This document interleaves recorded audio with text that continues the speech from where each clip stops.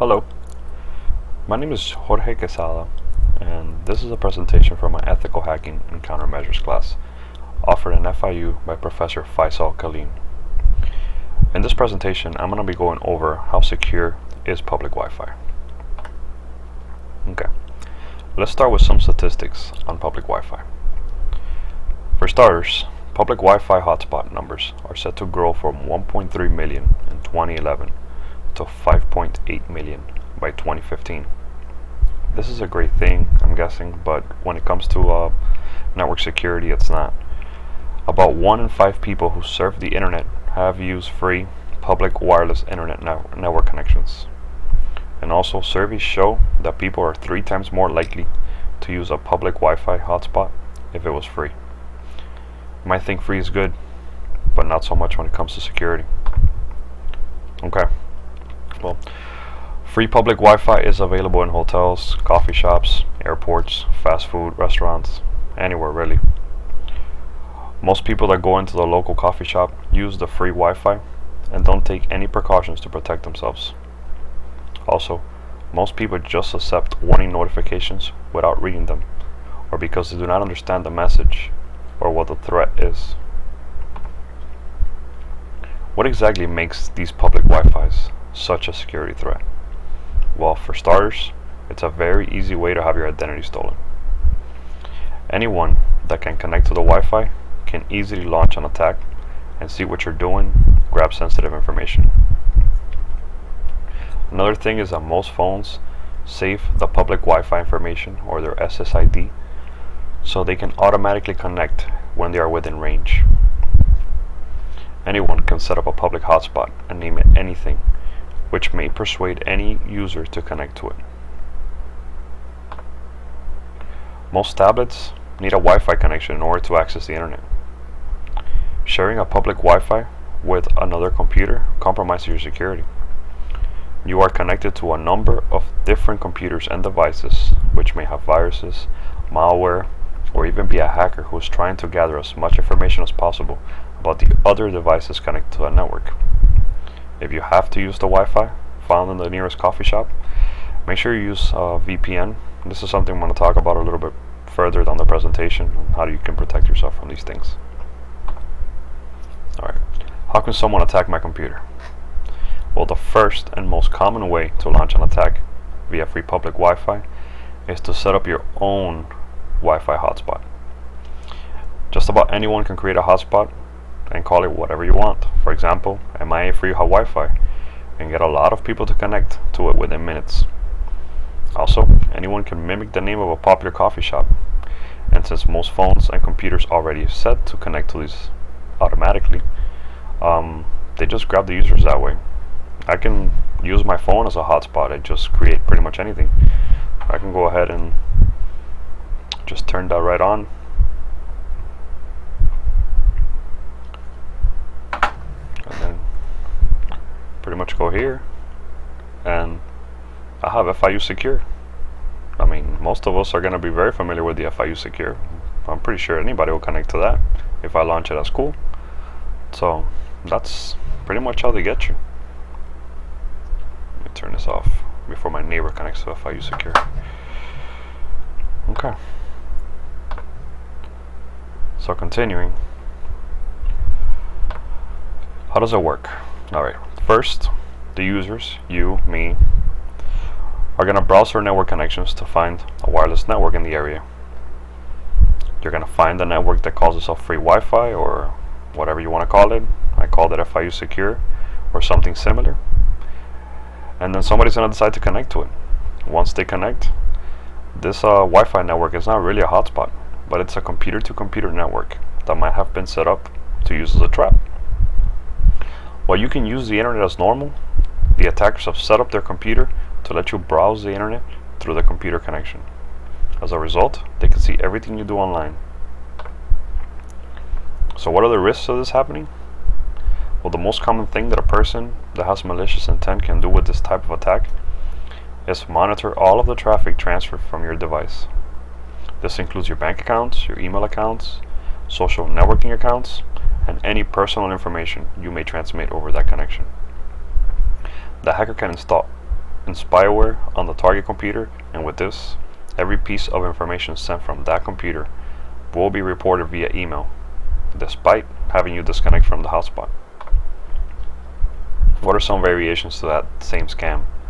Well, we have the evil twin scam, which is another hotspot scam that's being used. The scam uses a very similar SSID name to those others within the vicinity in the attempt to get anyone to connect to it. Also, your computer could be tricked into logging into this fake hotspot. This is done by hackers giving their fake hotspot a very common name regularly used by legitimate networks, for example Linksys, Belkin, Verizon Wireless, etc. And if your computer, tablet, or iPhone has used any of these networks in the past with the same name, it's easy for it to think that it already has permission to go into that network and use that hotspot. It doesn't need your authorization. To make matters worse, most of these companies they just broadcast their Wi-Fi networks. They attempt to advertise, but it just gives the hackers additional ammunition when they attempt to dupe your device into logging into their self-created hotspots. Some scammers have set up these hotspots to look like legitimate internet providers, which just charge a fee for the service. What happens is that when the consumer enters their financial information to pay for the access to the internet, it is sent directly to the scammer, and it's used for further fraud. These fake hotspots just offers the ultimate access into your private information, and it is one of the most dangerous attacks via Wi-Fi. The equipment used in the scam is as minimal and as simple as a laptop and a wireless card. That's all you need. In my case, all you need is a phone. This allows a scammer to be sitting right next to you in the coffee shop where you are unknowingly being victimized. Okay, so there's several other attacks via Wi-Fi, but another very common attack uses a Wi-Fi pineapple. This is a very little device about the size of a cigarette packet. It runs a piece of firmware known as Jazziger. In Germany, stands for the Yes Man. It's based on OpenWRT, and it sells for about $100. This little device packs Wi-Fi capabilities. It has a USB jack, a couple of RJ45 Ethernet connectors, and it implements a kernel mode wireless feature known as Karma. You guys might have heard of that. The easiest way to think of a pineapple is as a little device that sits between your PC, iPhone, or tablet and the internet. It's pretty much in the middle. This is what it looks like right here on the right. So you can see it sells for about $100. It's as small as a cell phone. It can be concealed in a pocket, backpack, purse, you name it. This is the basic function of the Wi-Fi pineapple.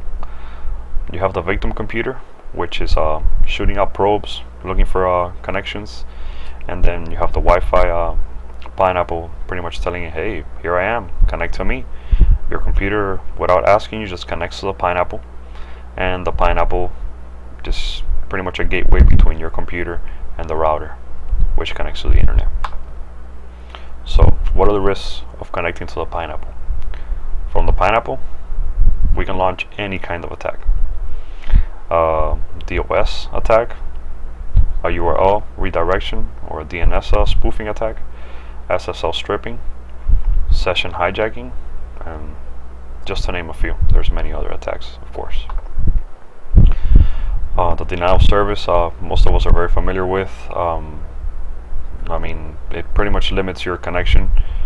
It could deny you from going into any website or just from trying to access any information on any specific service.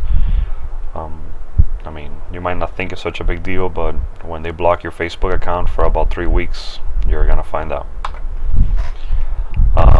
We also have the URL redirection or the DNS spoofing. So imagine that instead of checking out your local news website, you're actually trying to log into your bank account. Let's say at the fast food restaurant in the corner of your house. But instead of actually logging into your bank account, you were maliciously redirected to an identical looking page that was actually run by the attacker. You wouldn't even notice the difference in the URL or the address bar because it's just going to be off by a little variable, and you would just input the information the attacker needs to log into your bank account. There's also SSL stripping. SSL stripping, many of us know what SSL is. Everybody thinks it's secure, okay, but many websites still do not offer SSL connections by default.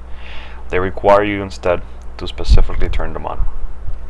Many simply require encryption for the login process, and after that, nothing else. Even those that do default to a secure connection often still run the unsecured service as well. Since most people take this for granted, it is fairly easy to redirect a computer under the spell of this sort of attack to the non-SSL version of a website without the user ever even noticing. Now, session hijacking. This is something that a lot of us can be familiar with. If you ever left your profile, your Facebook profile, logged into a friend's computer, and then you get home and then you see some extremely hilarious status update that they've chosen to regale you with. This has happened to a couple of us. Well, you can imagine this, but with people you don't even know, and without even logging into their computer. You can literally hijack their session and pretend that you are them just to log into any website they decide to access. So, let's go over a few tips on how to protect yourself. Number one, set your laptop or smartphone so you have to manually select the Wi-Fi network. You may need to change this because most phones and most computers just automatically connect. Number two, make sure that you know the exact name of wherever you are, whatever establishment's Wi-Fi network, and connect only to that one. Don't connect to some weird free network that you might see there. Try to avoid any hotspot in your device shows as unsecured. Keep in mind that even if it's password required, a hotspot can still be secured. I can create a hotspot with a password and make it the password. And you might think you're real smart because you got into it, but I wanted you to get into it. If your device shows that the site is secured, pay attention to what kinds of encryptions it has. WP, might as well not have an encryption if it has a WP encryption. WPA is a little bit better, and WPA2 is pretty much the best one. Number 5. If you send personal data over Wi-Fi, do so only to an encrypted website. You can tell if the site is encrypted if you see HTTPS, yes. The S stands for secure. This is usually in the beginning of the web address. You can also look for the lock, which is on the bar, on the bottom, or on the top of the website. Before using a public Wi-Fi network, install software like Brute TLS, HTTPS Everywhere, and these are all free add-ons that you add into your Firefox browser. These make sure that you use encryption features available on the websites that you visit. You can also use VPNs, but some of them do cost money. As with your home computer, change your passwords frequently. Make them hard to crack by including digits and symbols, and use different ones for different websites. This is obvious. If you have the same password to your laptop as you do for your bank account, you loan your laptop to your friend and they say, oh, I can't get into your laptop. You give them the password, they have the password to everything because you use the same password. So make sure you use different passwords. Keep your security software up to date and pay attention to the on-screen warnings. Turn off Wi-Fi when you're not using it. This is obvious. If you're not using the Wi-Fi, turn it off because a lot of these phones or computers, they automatically connect. If you have a choice to connect using a smartphone or your computer, use the phone. The phone is generally harder to hack. Always ask someone at the location where you're trying to connect to see if you're connecting to the correct network. Generally, places that have a password and give it out to their customers tend to be much more secure.